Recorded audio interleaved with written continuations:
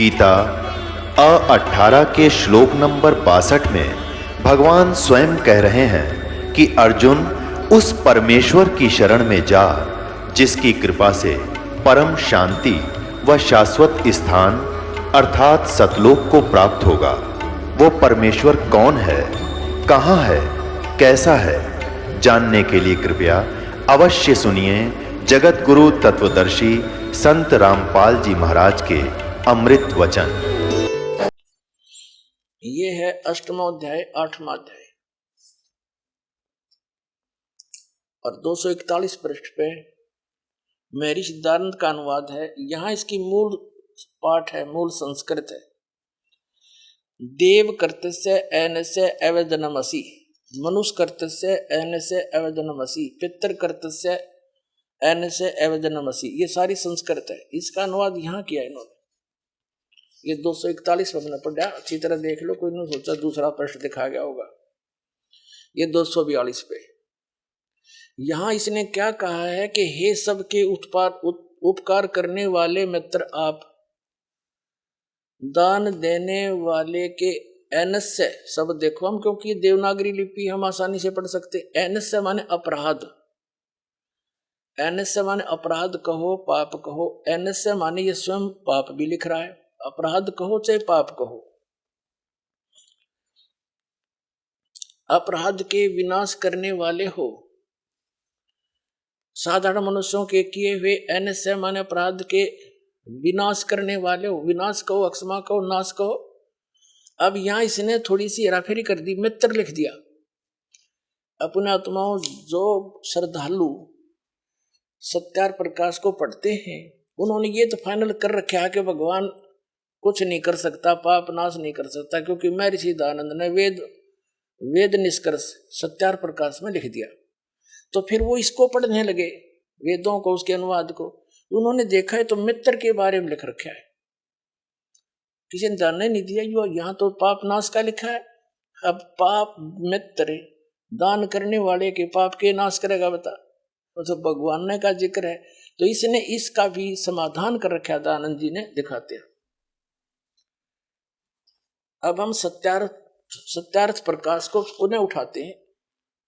इसमें से मित्र शब्द के बारे में इन्होंने क्या कहा है वो दिखाते हैं। ये प्रथम समोल्लास में इसने भगवान के नामों का उल्लेख किया है। 18 पृष्ठ पे क्या कहा है, इसमें इसने कहा है कि हे जो सबसे स्नेह करे, सबको प्रीति करने योग्य है, वह परमेश्वर सबका सच्चा मित्र है। इससे परमेश्वर का नाम मित्र है। अब ये सिद्ध हो गया कि जहां इसने वेदों में मित्र शब्द प्रयोग किया है वो परमेश्वर का बोध है।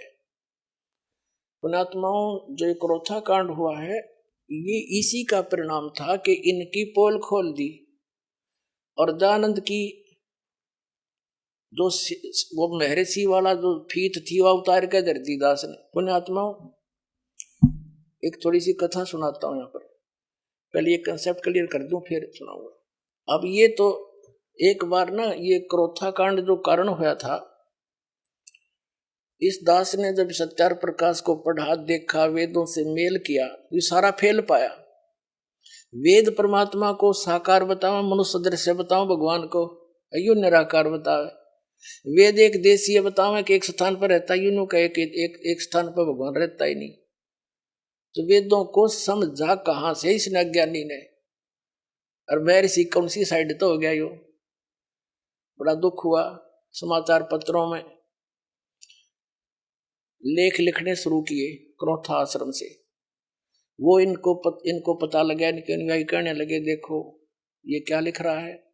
उन्होंने सब मेल किया तो उन्होंने प्रति उत्तर दिया कि रामपाल को संस्कृत नहीं आती और ये झूठ बोल रहा है, ये दयानंद के गूढ़ रहस्यों को समझ नहीं रहा।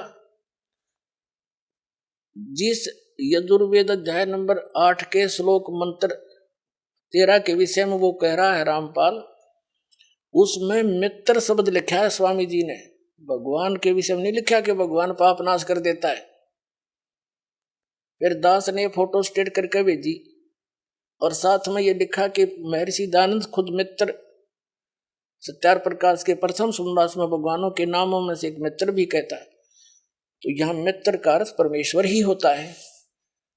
अब बुद्धिमान लोग तो समझ गए सचमुच मित्र के पाप नाश करेगा, बता भगवान ने क्या करे। तो कारण ये था कि उन्होंने सच्चाई को दबाने के लिए और कहीं उसके उनके अनुयायियों को भी सच्चाई का पता ना लग जाए, तो इन आचार्यों को, आनंद वाले आर्य समाज के आचार्यों को चंदा मिलना बंद ना हो जाए, इनके सत्यार प्रकाश वेद बिकने बंद ना हो जाए, इसलिए मिसगाइड करने के लिए, जनता का ध्यान पलटने के लिए करोथा कांड करवा दिया।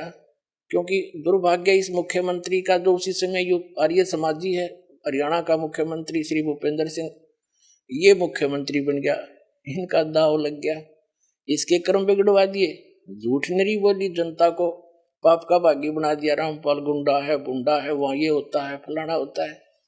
अब रामपाल ने सिद्ध कर दिया वहाँ क्या होता था, परमात्मा ने दया करी, वहां पर यही होता था जो आज बरवाला में हो रहा है।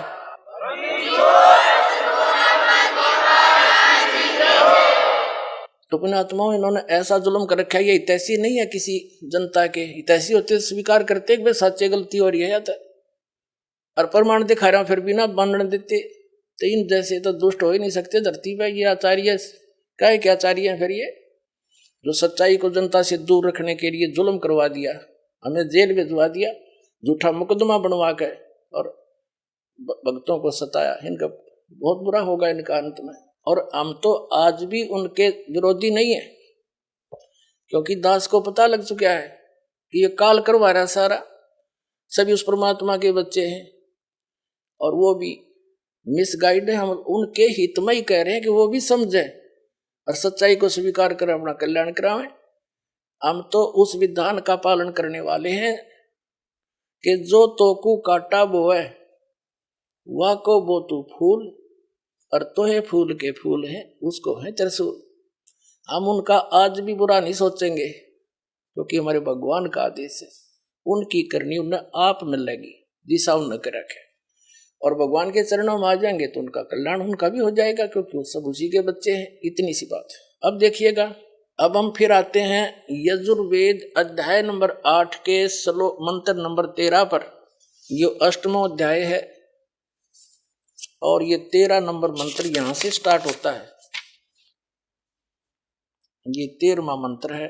देव कर्तस्य एनसे एवजनवसी मनुष्य कर्तस्य एनसे एवजनवसी पितृ कर्तस्य एनसे एवजनवसी आत्म कर्तस्य अनुष्य ओह एवजनवसी। अब 242-41 पर है ये मूल संस्कृत। अब अनुवाद इनका 242 पर है। अब क्या बताते हैं कि हे सबके उपकार करने वाले मित्र, महर्षि दयानंद का अनुवाद है। यहां समझो, हे सबके उपकार करने वाले परमेश्वर आप, उन्हीं के शब्दों में प्रमाणित कर दिया सत्यार प्रकाश में कि जहां महर्षि दयानंद ने कहा है कि जहां मित्र शब्द है वो परमेश्वर का ही बोधक है, तो यहाँ परमेश्वर शब्द पढ़ेंगे। क्योंकि डॉक्टर की इक्वेशन को, औषधियों के साल्ट को डॉक्टर समझ सकता है कि इन्होंने कौन से कहाँ क्या संकेत किया है। जन साधारण समझ जाए, फिर टीचरों की आवश्यकता क्या थी, गुरुओं की। भाई गुरु बिन काहुन पाया ज्ञान, जो थोथा बुछड़े मूड किसाना। गुरु बिन वेद पढ़े जो प्राणी, समझिन सार रहे अज्ञानी। ये सारे अज्ञानी थे और वेद क्या बता रहे हैं, ये अनुभव क्या लिख गए। अब देखो, अगर ये जरा सी बुद्धि रखता दयानंद जी तो सत्यार प्रकाश वेदों का इसने अनुवाद किया खुद करने वाला, तो सत्यार प्रकाश में सेट कर देता।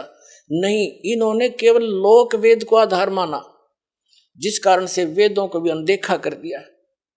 अब इसमें स्पष्ट अपने कर कमलों से लिख रहा है कि परमात्मा पाप नहीं कर, परमात्मा घोर पाप भी काट सकता है, वेद ये कहते हैं।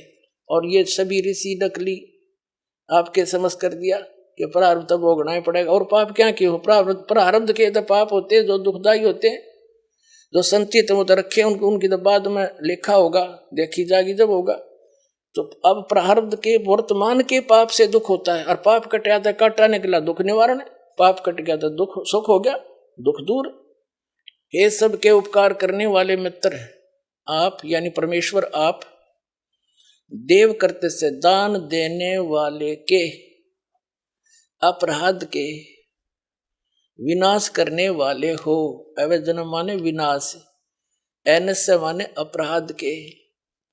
मनुष्य करते से मनुष्य के साधारण मनुष्यों के भी किए हुए अनुष्य अपराध यानी पाप के विनाश करने वाले हो। अवैधनम पितर करते से पिता करे चाहे बेटा करे, कोई भी सत्साधना करे उसी के।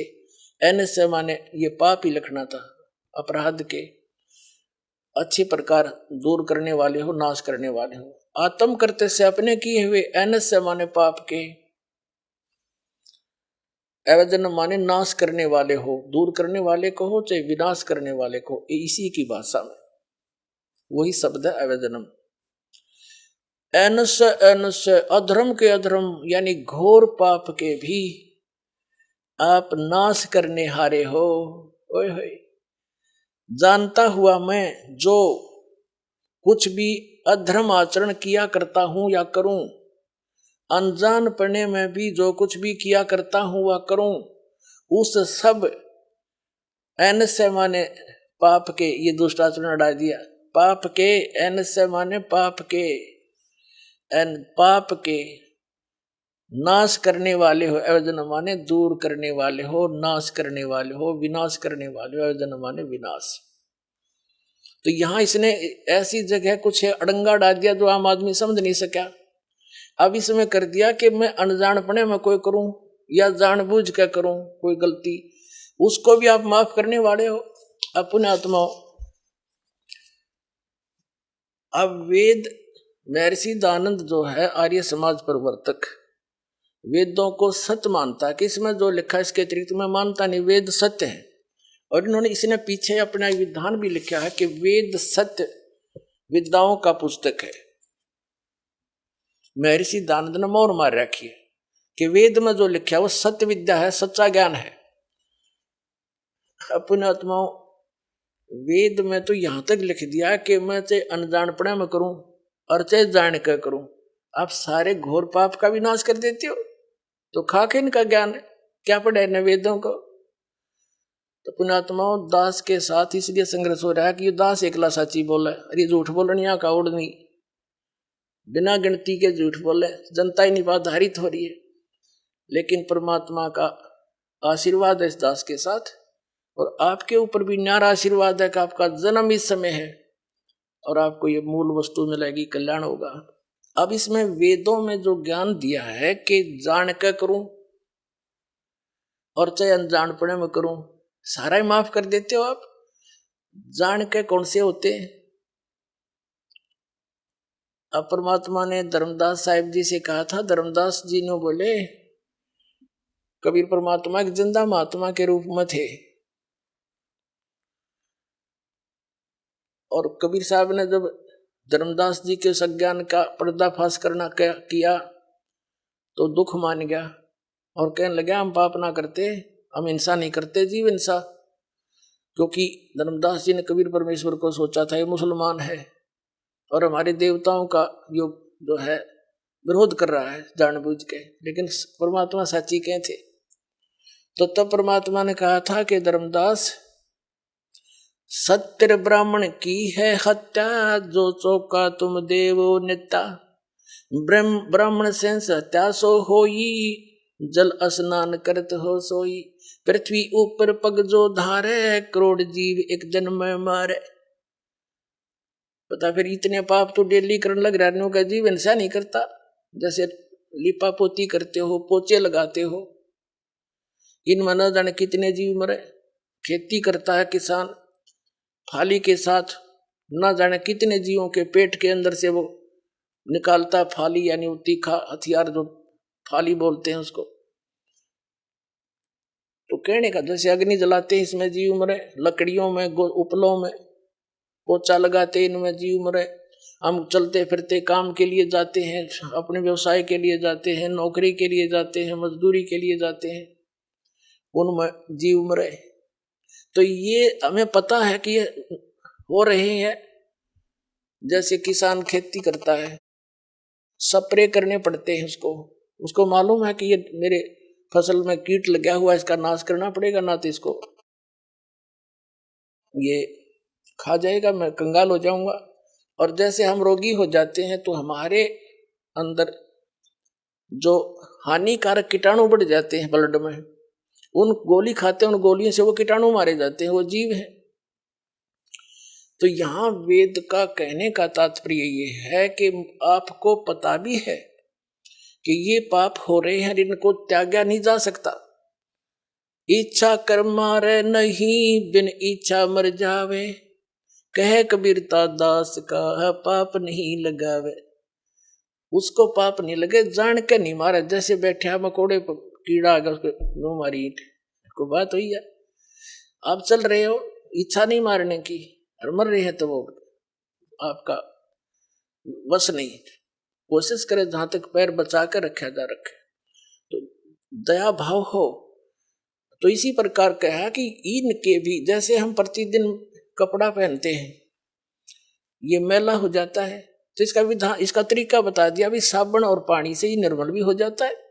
तो डेली जो हम साधना करते हैं, और ये हमारे ये जीव हिंसा होती है जो ना चाहते हुए होती है, इच्छा नहीं हमारी, तो उनके लिए ये भक्ति साधना इसलिए दी जाती है कि आपका डेली वो पाप जो होते हैं, मैल बन गया आत्मा, वो साफ होता रहेगा।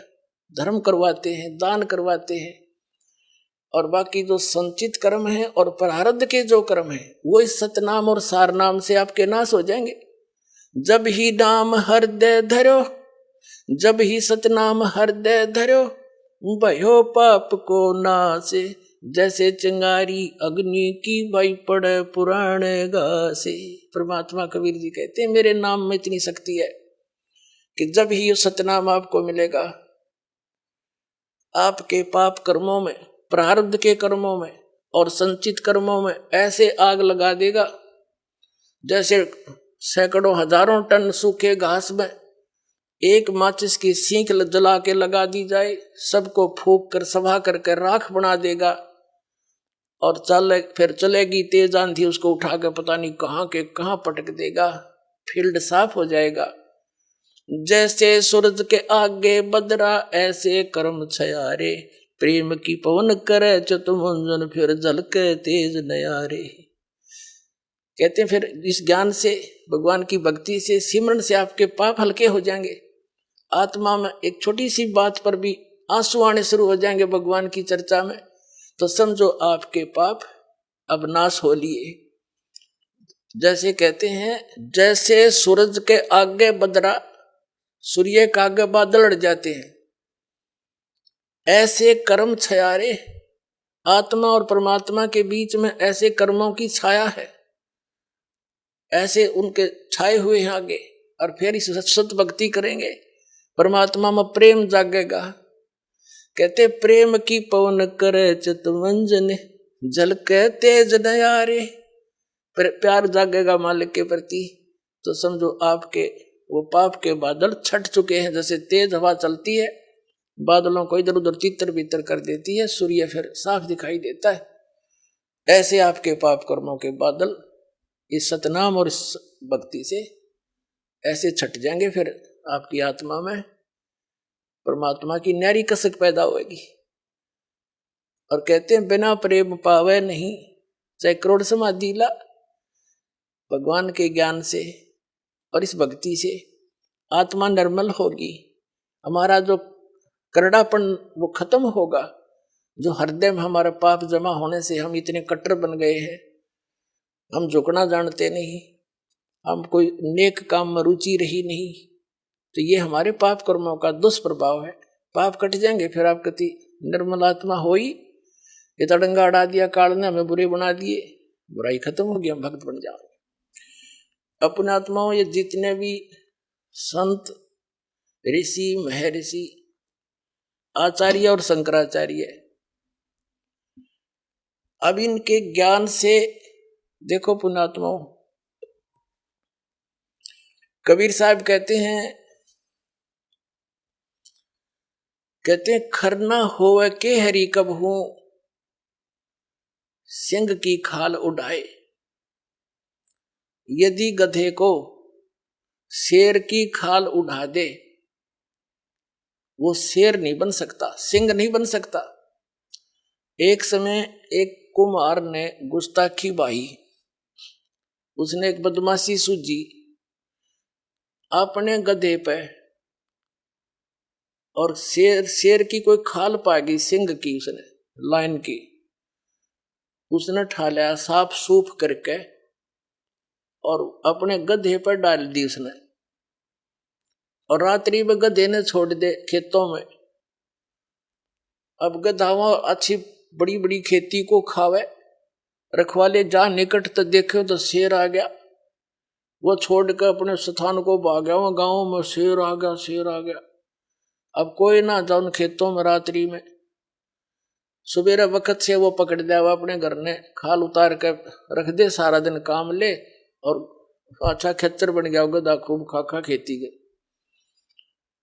अब किसी ने एक दूसरे कुम्हार को पता लगा कि भाई शेर खेती तो ना खाया करे, और उसके सामने उसने सोचा, गांव में आया भी मैं उस शेर ने तो मैं पहचान दूंगा, उस शेर की परख करते हैं, शेर है कुछ और। तो उसने कहा भी शेर, गांव वाले कहने लगे भाई शेर है, हम आंखें देखने लग रहे, सिंह है वो तो बब्बर कह रही है। वो कुमार बोला भाई इसकी परीक्षण करता हूं मैं, मेरा साथ दो। गांव वाले कहने लगे हम ना जा भाई, रात न वहां तो शेर आता है। वो कहने लगा तुम ऊपर चढ़ दियो वृक्षों पर और मेरे साथ चलो। वो 10-20 व्यक्ति उन खेतों के आसपास दूसरी साइड में, जिधर वो शेर था, चांदनी रात थी, दूर तो दिखा वो चरता, वहां पर खेती खाता हुआ, गेहूं बाजरा जो भी उसमें फसल थी। कुम्हार ने 3-4 गधे ले गया अपने, और वो दूर खड़े कर दिए। उन्हें सोची कि शेर होगा तो भाई अपना देखी जाएगी, का गधे ने खा लेगा और क्या होगा। और बाकी चढ़ गए वृक्षों पर। अब थोड़ी सी देर में वो गधे जो अन्य ले गया था कुमार, वो लाग गया अपनी बोली बोलन, हु।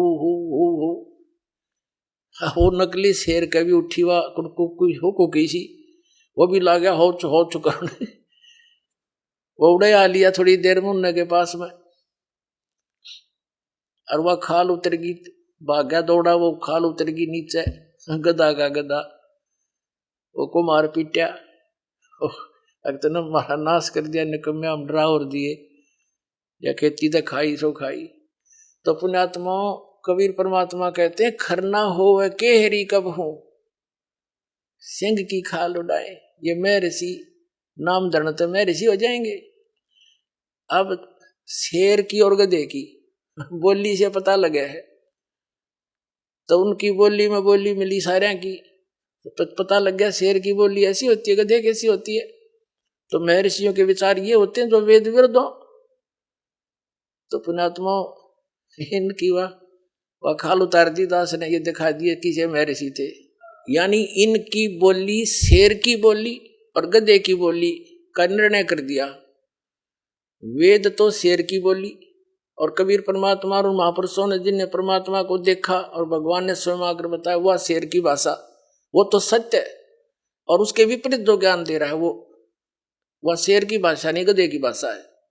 शास्त्र विधि को त्याग कर जो मनमान आचरण करते हैं, गीता अध्याय नंबर 16 के श्लोक 23-24 में कहा है, उनको ना तो सुख हो, ना उनकी गति हो, ना कोई सिद्धि प्राप्त हो। इसीलिए तो भक्ति करते हैं। फिर वो भक्ति करते किस लिए?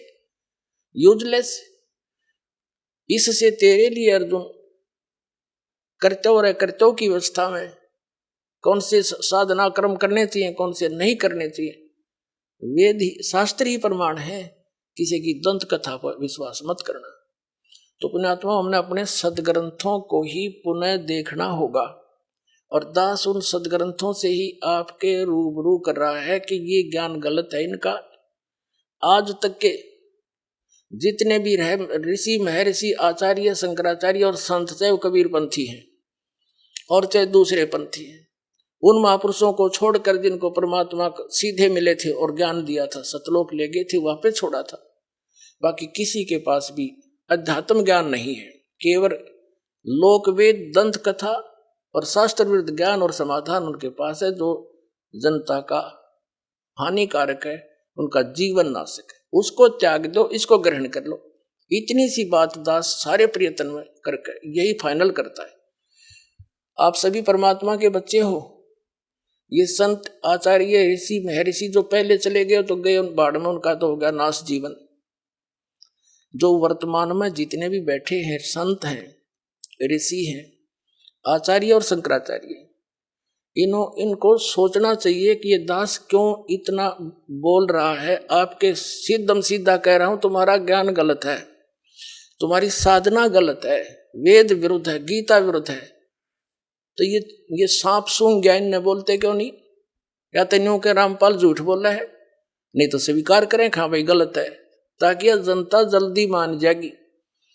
उनके कहने से सिर्फ इतना फर्क पड़ेगा कि सब सतर्क होंगे कि सचमुच, फिर वो देखेंगे सदग्रंथों से मैं दिखा दूंगा या सच्ची नो है भाई, अरे अपना भगवान पहचान लेंगे, दास का भी काम हल्का हो जाएगा, बैठ कर भक्ति करा करेंगे, पूरा विश्व नाम लेगा और कल्याण हो जाएगा सबका।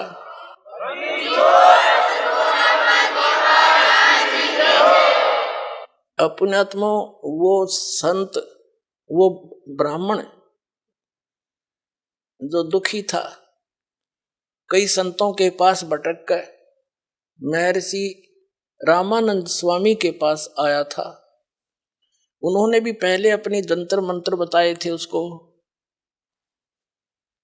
और फिर अंत में कह दिया था कि आपके प्रारब्ध का कर्म है, यो भोगना पड़ेगा। और कहा, परमात्मा ने टोक दिया उनको कि स्वामी जी, यदि साधक को अपने पापों का कर्म ही भोगना पड़ गया तो भक्ति की क्या आवश्यकता रही।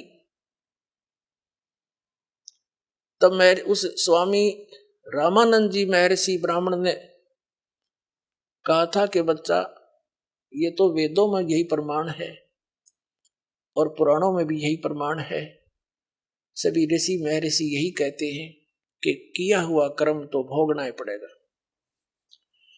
अब जैसे एक उदाहरण रह गया बीच में, जैसे बृहस्पति जी ने कहा है कि भाई दुख में भी सुख का अनुभव करना चाहिए, बस प्रॉब्लम सोल्व होगी। कोई बात है यार। एक बड़ा विद्वान पाक रहा था और पिंडारा, जींद के पास एक पिंडारा गांव है, वहां पर आदरणीय गीसा दास साहिब जी के अनुयायी संत रहते हैं। 2 आश्रम बना रखे उन्होंने, उनमें से एक ने सत्संग करवा रखा था, वहां पर काफी वक्ता बुला रखे थे और ये दास भी वहां एक श्रोता रूप में विद्वान था। क्योंकि वो संत किसने माना है, लाल कपड़े हो, दाढ़ी बढ़ा रखी हो, माला गाल रखी हो या वैसे मूंड मुड़ा रखा हो। तो उनका एक स्टेज सी ला रखी थी, तख्त डाल के 5-4 तख्त लगा कर उनके ऊपर बैठे थे वह 10-12। तो उनमें से एक उनसे हटकर कुछ ज्ञान दे रहा था। वो क्या कह रहा था कि आत्मा परमात्मा का स्वरूप है और जो भी कष्ट शरीर को होता है ये प्रारब्ध का होता है। तो वो आत्मा को कष्ट नहीं होता, वो तो शरीर को होता है। और हम अज्ञानता के कारण हम अपने को कष्ट मान लेते, इसलिए दुखी होते। जिस दिन आप ये मान लोगे कि जो दुख तुम्हें है ये शरीर का किया हुआ दंड है, ये शरीर को कष्ट आत्मा को थोड़ा ही है, उसी दिन आप सुखी हो जाओगे। अब उसने 2-3 पहले दिन ये वचन करे तो सारे भगत जो श्रोता थे उसके प्रभावित हुए, वाह वाह बड़ी अच्छी बात बताई। तो अन्य श्रोता डिमोरलाइज हो गए, अन्य वक्ता जो उसके साथ बैठे थे वो काफी डिप्रेस हो गए। भाई ये बोले ये तो सारे इसके पीछे लग दिए। ज्ञान तो उनने भी शायद था, दूसरा ने भी, वो थोड़े से हटकर कुछ अटपट कर रहा था। कुछ उसकी महिमा बताई जा रही थी कि बड़ा विद्वान है, 4 विषय का आचार्य है।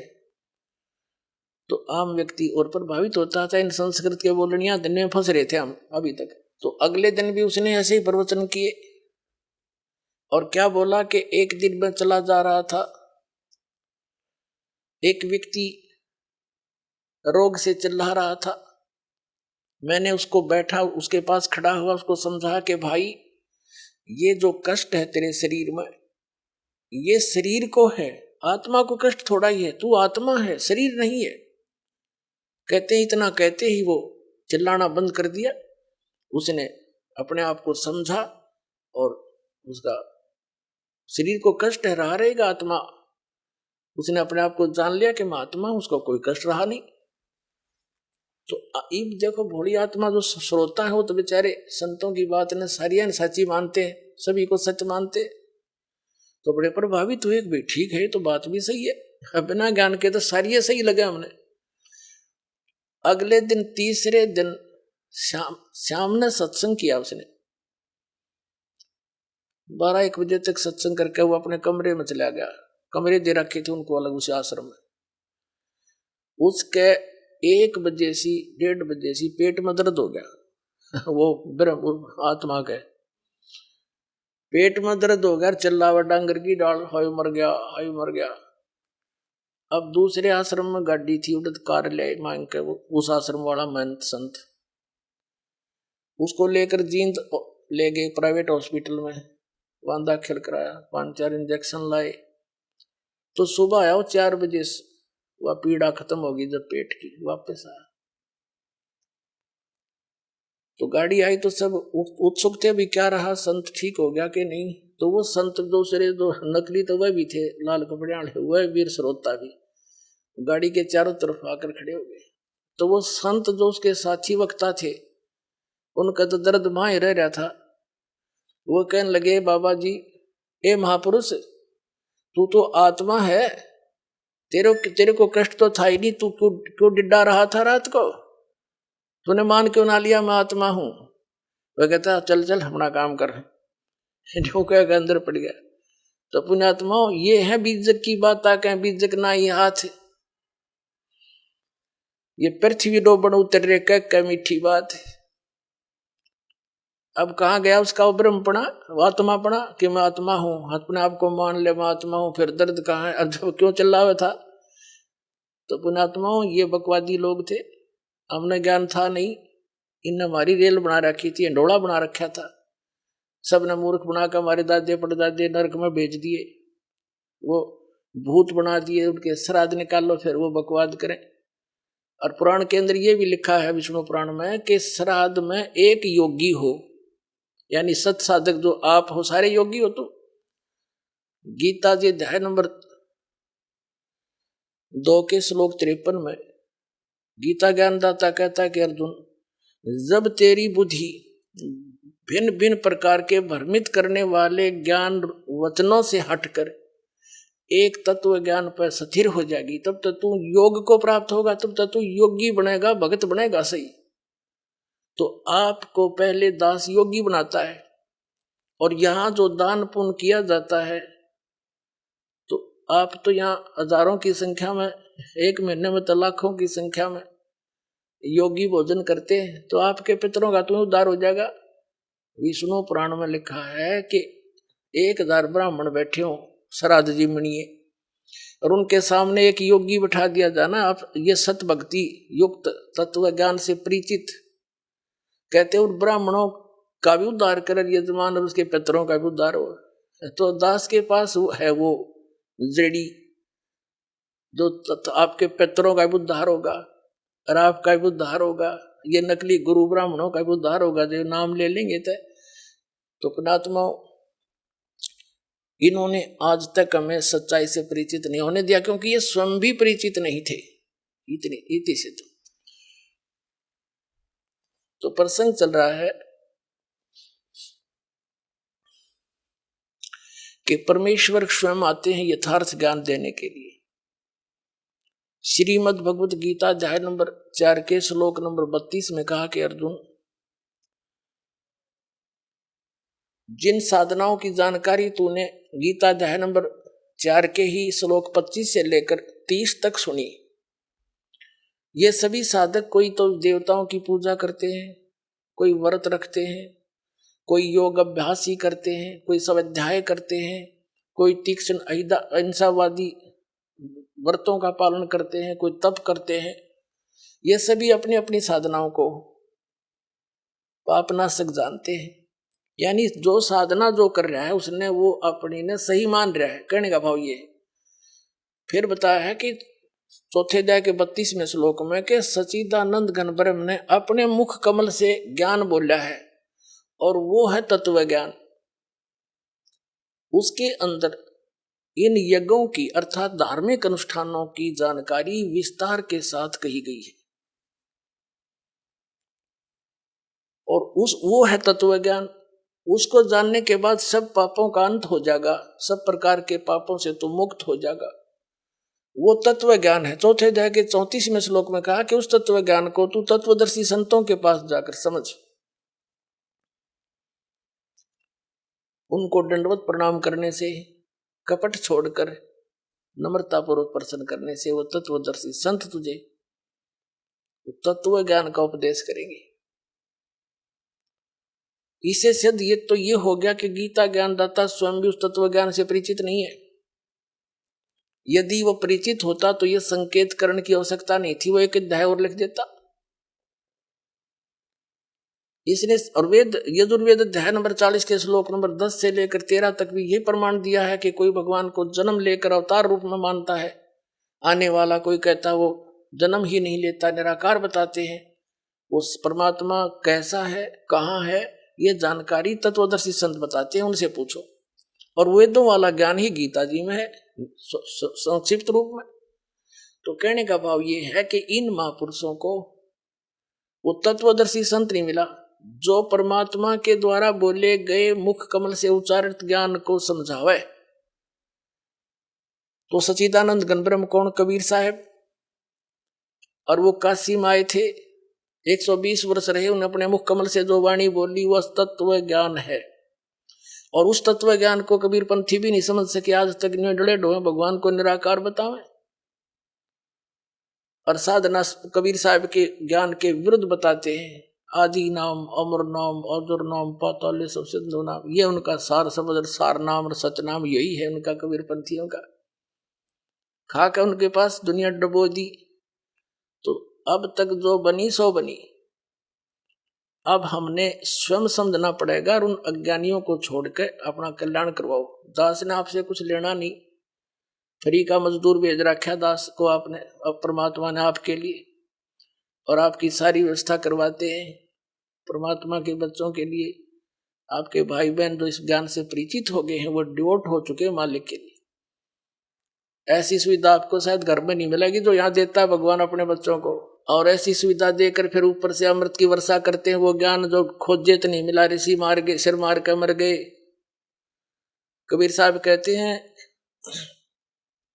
नौमन सूत उलझिया ऋषि रहे जखमार, और सतगुरु ऐसा सुलझा दे उलझे न दूजी बार।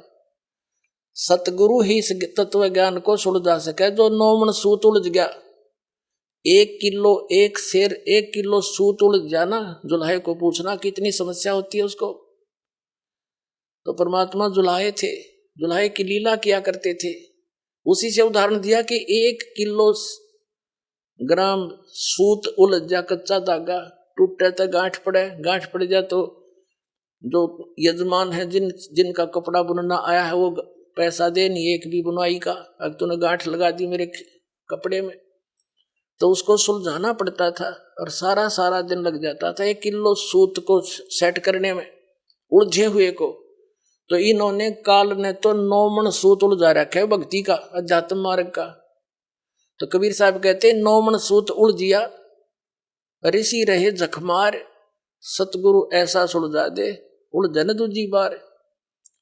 तो दास भेज रखा पुण्यात्मा सतगुरु बना के परमात्मा के ज्ञान से, और ये ऐसा सुलझा दिया। इस कलयुग में भी अध्यात्म ज्ञान नहीं उलझेगा, कोई भक्ति करियो चाहे ना करियो, बाकी तो मालिक का आदेश है, सभी करेंगे, पूरे विश्व में ये ज्ञान जावेगा। अब थोड़ी सी झलक दिखाते हैं आपको कि तत्व ज्ञान जो सच्चिदानंद घन ब्रह्म की मुख कमल से उच्चारित है वो तत्व ज्ञान है। और वो तत्व ज्ञान उस परमात्मा, जैसे वेदों में प्रमाण है कि वो परमात्मा ऊपर रहता है सतलोक में, नर आकार है, राजा की तरह देखने में राजा की तरह है, वो नीचे आकर के अपनी प्यारी आत्माओं को ज्ञान देता है, दृढ़ भक्तों को मिलता है। आपको दिखाते हैं। अब हमने भगवान को पहचानना है,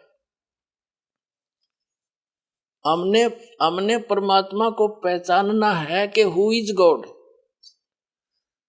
परमात्मा कौन है, कैसा है और कहाँ प्रमाण है जो हम बता रहे हैं। बगैर प्रमाण के तो आज तक हम सब की बातों पर विश्वास कर ही रहे थे, पर अब हम बिना प्रमाण मानना नहीं कभी भी किसी की बात को, क्योंकि हम दूध के जले हुए हैं और छाछ को भी फूकेंगे तब हम बचे रहेंगे।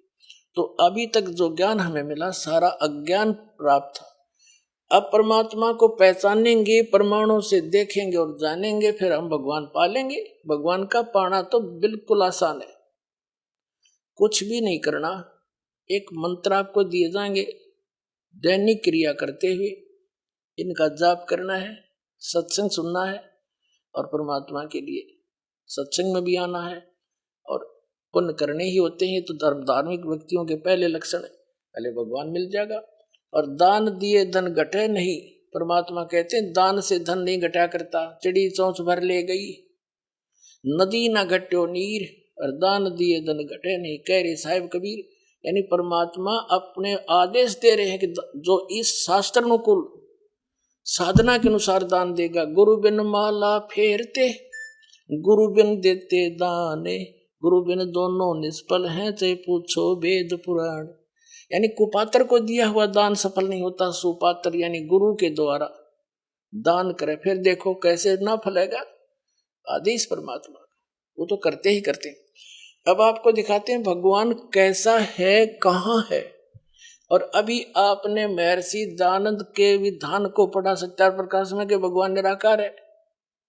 हर उन्हीं के इन इंजीनियरों के द्वारा किया गया अनुवाद है आर्य समाजियों का। और इसमें परमात्मा स्पष्ट लिखा है कि राजा के समान देखने योग्य है। और जिन महापुरुषों ने परमात्मा को देखा है, आदरणीय गरीबदास साहिब जी ने देखा तो उन्होंने कहा कि अर्श कुर्स पर सफेद गुम्मट है जहां परमात्मा का डेरा। फिर कहते हैं सफेद छत्र सिर मुकुट विराजे, सिर पर सफेद छत्र है मालिक के और मुकुट है। देखत ना उस चेहरे नु, तुम सच साधना नहीं करते, परम संत मिले नहीं, तो तुम उस चेहरे को, उस परमात्मा के उस स्वरूप को नहीं देख पा रहे हो, जिसके सिर पे मुकुट है और ऊपर छत्र है, सिंहासन पर विराजमान है, अर्श कुर्स पर सफेद गुम्मट है जहां परमेश्वर का डेरा सतलोक में। और वही वेद बताते हैं, वही आंखों देखा वो महापुरुष बताते हैं, जिनको भगवान अपने स्थान पर लेकर गए थे, वापस छोड़ा था। और वही परमात्मा स्वयं बताते हैं। फिर तो आसानी तो समझ में आ जाएगा कैसा है भगवान। अब देखिए वेद, ऋग्वेद 9 और 10 मंडल इकट्ठे ही अनुवादित हैं, इसके ये अनुवाद कर रखा है। ये देखिएगा, प्रकाशक हैं सार्वदेशिक कार्य प्रतिनिधि सभा, महर्षि दयानंद भवन, रामलीला मैदान, नई दिल्ली। अनुवाद करता ये है मुद्रक Prince offset printers 1510 Pataudi house Daryaganj नई दिल्ली से। अब इसके ऋग्वेद मंडल नंबर 9 सूक्त नंबर 86 का और मंत्र नंबर 26-27 लेते हैं हम पहले। ऋग्वेद मंडल नंबर 9 सूक्त 86 का मंत्र 26। इसमें क्या किया है कि यज्ञ करने, क्या अनुवाद किया है इन्होंने, खुद अनुवाद कर रखा है आर्य समाज के आचार्यों ने। और जो भगवान को निराकार बताते, हर वेद क्या बताते, तो इन खाक जाना वेदों का। और फिर नौकर रामपाल झूठा प्रचार करे महर्षि दयानंद का। वाह भाई वाह, झूठे को झूठा कह दिया, इसमें क्या कुप्रचार हो गया, सच्चाई कही है। देखो ये खुद अनुवाद कर रहे हैं कि यज्ञ करने वाले यजमानों के लिए, हम 26वां मंत्र पढ़ रहे हैं। यज्ञ करने वाले, यज्ञ माने धार्मिक अनुष्ठान, साधना करने वाले यजमान माने साधकों यानी भक्तों के लिए परमात्मा सब रास्तों को सुगम करता हुआ उनके विघ्नों को यानी संकटों को मर्दन करता है, नाश करता है, उनको पवित्र करता हुआ और अपने रूप को सरल करता हुआ वह कांति में परमात्मा। अब देखो इन्होंने इसका अर्थ सर्वज्ञ कर दिया कबीर का। ये देखो ये है कबीर, हम कबीर बोला ब कबीर, हम वेदों को वेद बोलते हैं, यहाँ कबीर, इसको इन्होंने संधि छेद करके ऐसे लिख दिया और अर्थ कर दिया सर्वज्ञ। या लिखना था वो कबीर देव, कबीर देव, देव माने परमात्मा, कबीर भगवान विद्युत के समान क्रीड़ा करता हुआ वर्णीय पुरुष को यानी अच्छी आत्मा को प्राप्त होता है। अब ये कंसेप्ट क्लियर कराएंगे, इसको देखेंगे कि कबीर माने कबीर देव होना चाहिए। यहाँ पर कबीर साहब, भगवान की महिमा चल रही है और भगवान की महिमा में कबीर शब्द है तो कबीर देव। आइए अब हम उन श्रद्धालुओं के अनुभव जानते हैं जो जगत गुरु तत्वदर्शी संत रामपाल जी महाराज जी से दीक्षा प्राप्त कर चुके हैं तथा उनके द्वारा बताए गए भक्ति मार्ग पर चल रहे हैं। नमस्कार सर। नमस्कार सर क्या नाम है आपका? मेरा नाम भगवान पंडा। सर कहाँ से हैं आप? मेरा गांव का नाम है पलासपुर, जिला गंजाम का है, उड़ीसा से। सर संत रामपाल जी महाराज से नाम दीक्षा आपने कब ली? 21 अक्टूबर 2016 में लिए। संत रामपाल जी महाराज से नाम दीक्षा लेने से पहले आप क्या भक्ति साधनाएं करते थे? पहले तो भगत जी मैं शंकर भगवान और दुर्गा माता जी का भक्ति करता था और उसके बाद 2000 में सन 2000 में मेरे पिताजी गुरु है और वो आत्मज्ञान का कुछ नाम दीक्षा देते थे जो कि सांसों की जाप करने का बताते थे। उनसे मैं 2000 साल में नाम दीक्षा लिया और उनसे मैं 16 साल तक भक्ति की। भक्ति करने के बाद भी कोई लाभ नहीं हुआ और नाम दीक्षा पिताजी से नाम दीक्षा लेने के 2 साल बाद मुझे टीबी का बीमार हुआ था, जो कि लगभग 7-8 साल तक मुझे टीबी का बीमार था और बहुत दवाई भी खाया और दवाई का कोई भी ठीक नहीं हुआ। उसके बाद होम्योपैथिक भी खाया और होम्योपैथिक भी उतना लाभ नहीं हुआ। उसके बाद आयुर्वेदिक का भी खाया और आयुर्वेदिक एक साधु ने बताया था कि गोमूत्र पीने से वो लाभ होता है, तो मैं 5 साल तक गोमूत्र भी पिया, उससे भी कोई ज़्यादा फर्क नहीं पड़ा। उसके बाद मेरा जीजा जी वो आसाराम बापू जी का शिष्य थे, उनके पास एक पुस्तक मिला जो कि कबीर साहब का एक बीजक पुस्तक है और वो पुस्तक मुझे मिला। मैं वो पुस्तक पढ़ के कबीर साहब के बारे में मुझे जानकारी हुई और कबीर साहब की जो जानकारी हुई कि मैं कबीर साहब कौन है, कहाँ है और उनके बारे में पूरा जानकारी लिया, जो कि हर जगह पर हर पुस्तक की जो दुकान है, हर जो कैसेट की दुकान है, सब जगह पर गया और कबीर अमृतवाणी, कबीर के दोहे, कबीर शब्दामृत, ये सब पुस्तक लेके मैं कबीर साहब के बारे में जानकारी ली और लगभग 16 साल तक कबीर साहब का जो वाणी है, जो शब्द है और जो पुस्तक है, उनसे पढ़ के पूरा कबीर साहब के बारे में ढूंढने लगा। तो फिर भी एक पुस्तक में लहरतारा काशी का एक नंबर था, उनसे भी फ़ोन किया और बताया कि भगत जी मैं कबीर साहब का जो ज्ञान है, जो मंत्र है, मैं लेना चाहता हूँ और जानना चाहता हूँ। तो वो बोले कि अभी कोई साहब नहीं है और कोई दीक्षा नहीं ले सकते। मैं गुजरात सूरत से काम करता था, 18 साल तक मैं काम किया और उसके बाद मैं जो टीबी का बीमार था, शारीरिक तकलीफ़ था ज़्यादा और शारीरिक तकलीफ़ से जो मैं ज़्यादा कबीर साहब को ज्ञान को ढूंढता था, तो कभी भी मैं नहीं मिला और मैं थकान हो गया कि आज के ज़माने में कबीर साहब का ज्ञान कोई देने वाला नहीं है और मुझे भी अभी नहीं मिलेगा। ये समझ के मैं थक गया और चुप रह गया और सांसारिक जीवन में मैं बहुत तकलीफ था।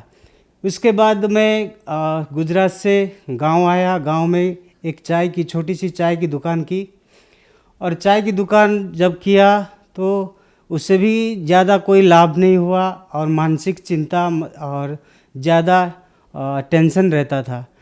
रात में नींद भी नहीं होता था।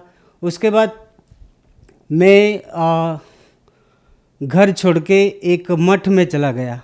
एक बाबा जी था वो मठ का, वो एक दिन चाय की दुकान में आया और बताया कि मैं एक मठ में रहता हूँ। तो उससे बात करके मैं सीधा मठ में चला गया घर छोड़ के। तो मुझे साधु बनना था कि परमात्मा चाहिए, मुझे भगवान को देखना है, परमात्मा को देखना है।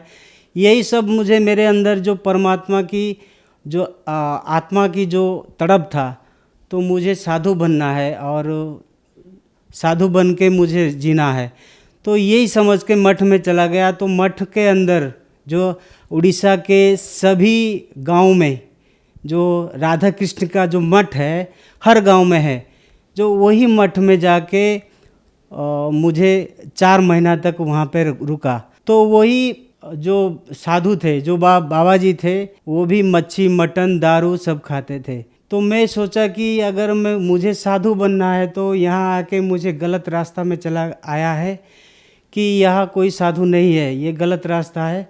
तो वहाँ छोड़ के फिर एक राधा कृष्ण की जो आश्रम है, जो कि वैष्णवी धर्म बोलते हैं, उसी आश्रम में गया। उसी आश्रम में उसको जो गुरु है उनके पास गए। तो मैं बताया कि सर जी मुझे यहाँ रहना है, भक्ति करना है और वहाँ मुझे साधु बनने के लिए मैं घर छोड़ के आया हूँ और मुझे यहाँ रोकिए। तो वो बोले कि ठीक है रुक जाओ। तो मैं रुका और वहाँ भी भक्ति किया। तो मुझे वैष्णवी बना दिए, जैसे कि कंठी माला, तिलक और चोटी, ये धोती कुर्ता ये सब पहना के ये सब वैष्णवी धर्मी बनाए। तो वहाँ पे भी झगड़ा झाटी ज़्यादा होता था। जो भी गुरु थे उनको भी डायबिटीज़ और हाई बीपी का बीमार था। तो मुझे भी बहुत मन में दुख हुआ कि अगर ये लोग ऐसे बीमार है तो मुझे क्या लाभ होगा, तो मुझे परमात्मा कौन दिखाएगा। तो ये तो दिखाने वाला नहीं है। बाकी जो लोग जो ये लोग का जो बीमार ठीक नहीं खुद नहीं कर सकते, तो मेरा बीमार जो कि परमात्मा को पाने का जो तड़प है वो कैसे दिखा सकते। तो मैं मन में दुख हुआ तो वो जगह पर छोड़ के आ गया। सर आप कबीर साहब जी को सर्च कर रहे थे और आप उड़ीसा राज्य के रहने वाले हैं। सर उड़ीसा राज्य के साथ साथ पूरे भारत में श्री जगन्नाथ भगवान बहुत ज्यादा प्रसिद्ध हैं। तो श्री जगन्नाथ भगवान को छोड़कर आप कबीर साहब जी को ही क्यों ढूंढ रहे थे? क्योंकि पहले से ही बताए थे मेरे पिताजी ने कि असली जगन्नाथ तो अपने अंदर है, कोई मंदिर में नहीं है। जो कि अभी भी सदगुरु रामपाल जी महाराज जो बताते हैं कि जगन्नाथ तो अपने अंदर है, जो कि परमात्मा है और कबीर साहब है। ये जो पिताजी बताए थे उसी दिन से मैं दृढ़ कर दिया था कि मंदिर में कोई भगवान नहीं होता है, अगर होता है तो अपने अंदर होता है। यही दृढ़ विश्वास के साथ में चलता था। फिर आप संत रामपाल जी महाराज की शरण में कैसे आए? फेसबुक में एक राजस्थान का भगत मिले। पहले से ही सर्च करता था फेसबुक पर कि कबीर साहब का कोई शिष्य मिल जाए या कोई भगत मिल जाए। तो कबीर साहब की जो अलग अलग पंथ है वो सभी जुड़े, सभी से मेरे बात किया तो मेरे को ज्ञान का बारे में कोई नहीं बताया। लेकिन सदगुरु रामपाल जी महाराज के एक शिष्य थे और वो बताए थे कि उड़ीसा के जो संबलपुर डिस्ट्रिक्ट है, संबलपुर नामदान केंद्र है और संबलपुर नामदान केंद्र में आके सदगुरु रामपाल जी महाराज से नाम दीक्षा ली थी। सर संत रामपाल जी महाराज से नाम दीक्षा लेने के बाद क्या आपको लाभ भी मिले? जी हाँ, बहुत सी सारी लाभ है, जो कि आर्थिक लाभ है, मानसिक लाभ है। ये जो कि मुझे नींद नहीं आता था कभी भी, क्योंकि ज़्यादा मैं टेंशन में रहता था और पास में पैसा वैसा कुछ नहीं बचता था। जो भी कमाता था खर्चा कर देता था और नशा भी थोड़ा बहुत करता था और तंबाकू का ज़्यादा सेवन करता था। जब सदगुरु रामपाल जी महाराज की शरण में आए तो ये नशा भी छूट गया और आर्थिक स्थिति जो कि पैसा कुछ नहीं बचता था। मैं एक साइकिल खरीदने के लिए भी मेरा पास पैसा नहीं था। अभी तो मेरा पास गाड़ी भी है। संत रामपाल जी महाराज की कृपा से अभी गाड़ी भी है और घर भी बनाया और बहुत कुछ लाभ भी हुआ, जो कि मैं आर्थिक लाभ से बहुत सुविधा मिला और मानसिक स्थिति से भी मुझे नींद नहीं आता था, ज़्यादा टेंशन में रहता था, क्रोध में ज़्यादा रहता था। वो धीरे धीरे सद्गुरु रामपाल जी महाराज की शरण में आके पूरा ठीक हो गया है। और उसके पहले टीबी का बीमार हुआ था, लगभग 8 साल से टीबी का बीमार था और टीबी की जो कि सांसें लेना मुश्किल था, जो कि डॉक्टर बताया था कि छाती में कफ जम गया है और उसी के कारण से आपको टीबी है, लेकिन दवाई चालू रखो। मैं बोला कितना दिन तक मैं दवाई खाऊं, और दवाई खा के पूरा ज़िंदगी गुजरूं क्या? तो वो बोले कि आपको तो खाना ही पड़ेगा क्योंकि आपकी छाती में कफ जम गया है। उसके बाद मैं बहुत सारी दवाई की तो कोई भी फर्क नहीं पड़ा। जब सद्गुरु रामपाल जी महाराज की शरण में आए, बिना दवाई से, बिना खर्चा से, सिर्फ भक्ति करने पर, जो कि सद्गुरु रामपाल जी बताए हुए जो मार्ग है, जैसे कि नियम है, जो भक्ति का मार्ग मंत्र है, उसी मंत्र जाप करने पर पूरा शरीर ठीक हो गया। सभी बीमार में मुझे ठीक हो गया है। अभी मैं मानसिक आर्थिक स्थिति से बहुत शांति में हूँ।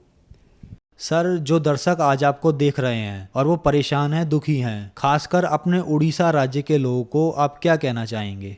जी सर, मैं तो एक मामूली जीव हूँ। मैं प्रार्थना करता हूँ पूरा उड़ीसा, पूरा देशवासियों को कि मैं तो एक ब्राह्मण जात से हूँ, लेकिन ब्राह्मण जात का जो असली भक्ति है वो असली भक्ति नहीं है, वो गलत है। जो कि असली भक्ति तो सद्गुरु रामपाल जी महाराज दिखाते हैं कि सभी देवी देवताओं का जो भक्ति करना, विधि जो बताते हैं, कि नियम बताते हैं, वो सही है, गलत नहीं है। बाकी जो कि भक्ति करते हैं देश पूरा अपना, जो उड़ीसा के जो भक्ति, जो जैसे कि जो रविवार से लेकर शनिवार तक बार देख के वो भक्ति करते हैं। जैसे रविवार को सूर्य पूजा, सोमवार को शिव जी की पूजा, मंगलवार को, ऐसी हर दिन का अलग अलग पूजा वो भक्ति करते हैं। लेकिन ये सब अपने अंदर जो परमात्मा ने बताया है कि हर दिन हर सांसें का मोल, जो कि भक्ति करने का विधि बताते हैं कि अलग कहीं नहीं है, और किसी बार में अलग अलग भक्ति नहीं करना है। अपने अंदर हर देवी देवता का जो मंत्र बताते हैं, भक्ति बताते हैं, उसी भक्ति, जो कि संत रामपाल जी महाराज बताते हैं कि ऐसी भक्ति करने पर ही अपना आत्मा का कल्याण होगा। सर, संत रामपाल जी महाराज से नाम दीक्षा कैसे ली जा सकती है? जी सर, उड़ीसा के जो नामदान केंद्र में आप जा सकते हैं, नज़दीक नामदान केंद्र में, जो कि टीवी चैनल, अनेक टीवी चैनलों में सद्गुरु रामपाल जी महाराज के सत्संग आते हैं। और सत्संग में नीचे एक पीली पट्टी चलती है, उनके आश्रम के नंबर है, उसी नंबर से आप फ़ोन करके नज़दीक नामदान केंद्र से अति सुविधा से नाम दीक्षा और निःशुल्क नाम दीक्षा ले सकते हैं। जी धन्यवाद सर। नमस्कार।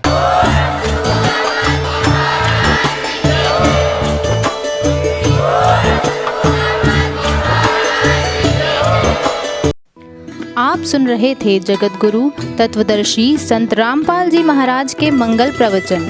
अधिक जानकारी के लिए संपर्क करें